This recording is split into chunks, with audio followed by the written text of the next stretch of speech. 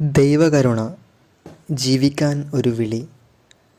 ദൈവകരുണ ഒരു ആശയം മാത്രമല്ല, അത് തിരുവചനത്തിൻ്റെ തുടക്കം മുതൽ അവസാനം വരെ ഒഴുകുന്ന ഒരു സ്നേഹനദിയാണ്.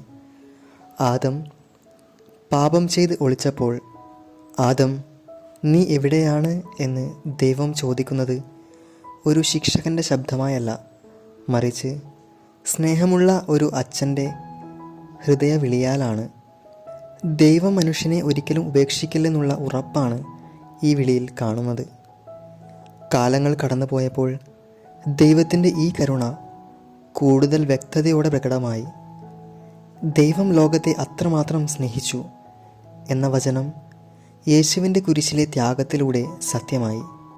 പിന്നീട് വിശുദ്ധ കുരിശ് ദൈവകരുണയുടെ ഏറ്റവും വലിയ അടയാളമായി മാറി. ഉത്ഥാനത്തിനു ശേഷം ഭയന്ന് ഒളിച്ചിരുന്ന ശിഷ്യന്മാരുടെ ഇടയിൽ യേശു വന്നപ്പോൾ പറഞ്ഞ ആദ്യ വാക്ക് നിങ്ങൾക്ക് സമാധാനം എന്നായിരുന്നു.